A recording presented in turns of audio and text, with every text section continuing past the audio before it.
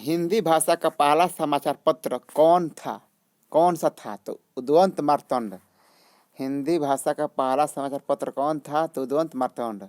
जबकि भारत का पहला समाचार पत्र था बंगाल गजट, जिसे जेम्स हिकी ने 1780 में उसको किया था। ठीक है, और उस समय था भारत का गवर्नर जनरल था वो वारेन हास्टिंग। ठीक है, अगला क्वेश्चन है, तुलसीदास की रामचरितमानस किस भाषा, हिंदी भाषा के किस बोली में लिखी गई है? तो अवधी में। तुलसीदास रामचरितमानस हिंदी भाषा की किस भाषा में वो लिखी गई है? तो अवधी में लिखी गई है। ठीक है, आगे क्वेश्चन देखते हैं। क्वेश्चन नंबर अगला, हरियाणा के राजकवि कौन कहलाते थे? उदय भानु हंस। हरियाणा के राजकवि उदय भानु हंस। ठीक है, आगे क्वेश्चन है, आधुनिक ओलंपिक खेलों की शुरुआत कब और कहाँ हुई थी? तो आधुनिक ओलंपिक खेलों की शुरुआत एथेंस यूनान 1896 ईस्वी से शुरू हुई है। ठीक है, आगे क्वेश्चन देखते हैं, भारत ने किस ओलंपिक खेल में 8 बार स्वर्ण पदक जीता है? तो हॉकी में जीता है। भारत ने 8 बार स्वर्ण पदक जीता है, तो किस खेल में? तो हॉकी में जीता है। ठीक है, भारत में आखिरी बार हॉकी स्वर्ण पदक कब और कहाँ जीता था? तो स्वर्ण पदक पूछेगा तो 1980 मास्को में। जबकि इस साल 2021 के टोक्यो ओलंपिक में भारत ने भी हॉकी की टीम कांस्य पदक जर्मनी को हराकर जीता है। ठीक है, आगे क्वेश्चन देखते हैं, ओलंपिक खेलों का आयोजन कितने वर्षों के अंतराल पर होता है? तो इसका होता है आपको 4 वर्ष के अंतराल पर। ठीक है, आगे क्वेश्चन है, 4 वर्ष के अंतराल पर अंतर्राष्ट्रीय ओलंपिक समिति का मुख्यालय कहाँ है? तो लुसान स्विट्जरलैंड में। अंतर्राष्ट्रीय ओलंपिक समिति का मुख्यालय कहाँ है? तो लुसान स्विट्जरलैंड में। और इस मुख्यालय का अध्यक्ष कौन है अभी है? तो थॉमस बॉक। सन 2012 में ओलंपिक खेल कहाँ खेला गया था? तो लंदन में। 2012 में लंदन, 2016 में रियो डी जेनेरियो ब्राजील, जबकि 2020 में होने नहीं था तो कोरोना का उसका आगे कर दिया। 2021 में कहाँ हुआ है? तो टोक्यो ओलंपिक में। टोक्यो ओलंपिक का कौन सा नंबर का था? तो ये तो 32वां नंबर का था और ग्रीष्मकालीन। और 24वां 2024 में होगा ग्रीष्मकालीन ओलंपिक। कहाँ? बीजिंग चाइना में। ठीक, 2022 में होगा ग्रीष्म शीतकालीन ओलंपिक। 2022 में शीतकालीन ओलंपिक चाइना में। ओलंपिक ध्वज में कितने गोले हैं? तो 5 गोले हैं। 5 गो महादेश के दिखाते हैं। ओलंपिक खेल में कितने गोले हैं?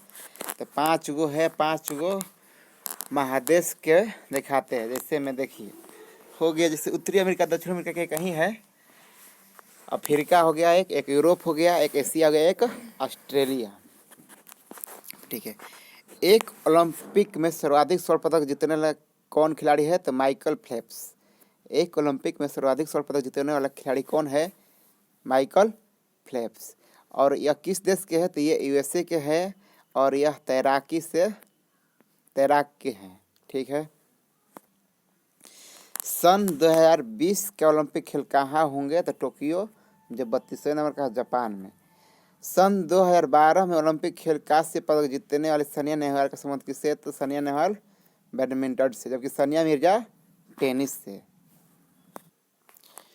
भारत ने ओलंपिक खेल में पहली बार किस वर्ष भाग लिया था? तो 19 में, यानी दूसरा ओलंपिक में भारत ने भाग लिया था। किस ओलंपिक में भाग लिया था? दूसरा ओलंपिक में भारत 1900 ईस्वी में लिया था। ओलंपिक खेलों में पदक जीतने वाले पहली भारतीय महिला खिलाड़ी कर्णम मल्लेश्वरी है। भारत के प्रथम महिला खिलाड़ी जो ओलंपिक में पदक जीते हैं, कौन जीती है? तो कर्णम मल्लेश्वरी थी। बैक टू द वेदों की लौट जाओ, यह किसने दिया था? तो दयानंद सरस्वती ने दिए थे। कौन दिए थे? ये दयानंद सरस्वती दिए थे। प्रसिद्ध झंडा गीत झंडा ऊंचा रहे हमारा की रचना किसने किया? तो श्यामलाल गुप्त पार्षद ने किए थे। तो प्रसिद्ध झंडा गीत झंडा ऊंचा रहे हमारा की रचना किसने की थी? तो श्यामलाल गुप्त पार्षद ने की थी। अगला पशुओं में मिल्क फीवर बीमारी किसकी कमी कारण होता है? तो पशुओं में मिल्क फीवर बीमारी कैल्शियम के कारण होता है। पशुओं में मिल्क फीवर बीमारी किसके कारण होता है? तो कैल्शियम के कारण होता है। मानव शरीर के किस अंग द्वारा यूरिया को रक्त से फिल्टर किया जाता है? तो गुर्दा, यानी गुर्दा को किडनी से। तो मानव शरीर के किस अंग से यूरिया को रक्त से फिल्टर किया जाता है? तो गुर्दा यानी किडनी से किया जाता है। किस एकमात्र भारतीय को अर्थशास्त्र में नोबेल पुरस्कार मिला है? तो अमर्त्य सेन को। तो किस एकमात्र भारतीय को अर्थशास्त्र में मिला है? तो नोबेल पुरस्कार अमर्त्य सेन को। लेकिन एक अभिजीत बनर्जी है जिनको 2019 में, जो भारतीय मूल के अमेरिकी अर्थशास्त्री है अभिजीत बनर्जी। भारत रत्न उस्ताद बिस्मिल्लाह खां किस वाद्य यंत्र से? तो भारत रत्न, मतलब उस्ताद बिस्मिल्लाह खां को भारत रत्न मिला है। और कौन सा यंत्र बजाते थे? कौन सा वाद्य यंत्र बजाते थे? तो शहनाई। भारत के अंतिम गवर्नर जनरल कौन थे? तो सी राजगोपालाचारी। भारत का अंतिम गवर्नर जनरल कौन थे? तो सी राजगोपालाचारी। भिलाई इस्पात संयंत्र का निर्माण किस देश के सहयोग से हुआ है? तो रूस का। भिलाई किसके साथ से हुआ है? तो रूस के साथ से हुआ है। ठीक है। उत्तरी ध्रुव में भारत के अनुसंधान केंद्र का नाम क्या है? तो हिमाद्री। उत्तरी ध्रुव में भारत के अनुसंधान केंद्र का नाम क्या है? तो हिमाद्री। विश्व में माउंट एवरेस्ट पर चढ़ने वाली प्रथम महिला कौन थी? तो जापान के जुनको ताइबेई। जापान की थी जुनको ताइबेई। पीलिया किस अंग का रोग है? तो यकृत या लीवर। पीलिया किस अंग का रोग है? यकृत या लीवर। हमारे शरीर की सबसे बड़ी ग्रंथि भी यकृत है। द्रव सभी दिशाओं में समान दाब पारित करता है, यह कथन किस नियम से संबंधित है? तो पास्कल से। द्रव सभी दिशाओं में समान दाब पारित करता है, तो यह कथन किस नियम से संबंधित है? पास्कल के नियम। पास्कल के नियम से ही हाइड्रोलिक ब्रेक लिफ्ट कार्य करती है। क्लोरोफिल का खनिज घटक क्या है? तो क्लोरोफिल का खनिज घटक मैग्नीशियम है। क्लोरोफिल का खनिज घटक क्या है? तो मैग्नीशियम है। एलपीजी गैस में क्या होता है? तो ब्यूटेन होता है। एलपीजी गैस में क्या होता है? तो ब्यूटेन होता है। किसने सर्वप्रथम अशोक के अभिलेखों को पढ़ा था? जेम्स प्रिंसपे ने पढ़ा था। तो अशोक के अभिलेखों को सर्वप्रथम किसने पढ़ा था? तो जेम्स प्रिंस। किस बौद्ध भिक्षु के प्रभाव से अशोक ने बौद्ध धर्म ग्रहण किया था? तो उपगुप्त के। तो उपगुप्त बौद्ध भिक्षु से बौद्ध धर्म का ग्रहण किया था? कौन? तो अशोक ने किया था। कौन सा मुगल बादशाह अशिक्षित था? तो अकबर। अकबर सबसे अशिक्षित था, ये पढ़ा लिखा नहीं था। आगे क्वेश्चन है, अमृतसर की स्थापना किसने की थी? तो अमृतसर की स्थापना गुरु रामदास ने की थी। अमृतसर की स्थापना किसने की थी? तो गुरु रामदास ने की थी। गदर पार्टी का संस्थापक कौन थे? तो लाला हृदयलाल। गदर पार्टी का संस्थापक कौन थे? तो लाला हृदयलाल। सिख इतिहास में लंगर प्रथा किसने शुरू की थी? तो गुरु अंगद ने। सिख इतिहास में लंगर प्रथा किसने शुरू की थी? तो गुरु अंगद देव ने। सबसे प्राचीन वेद कौन है? तो ऋग्वेद। सबसे प्राचीन वेद कौन है? तो ऋग्वेद है।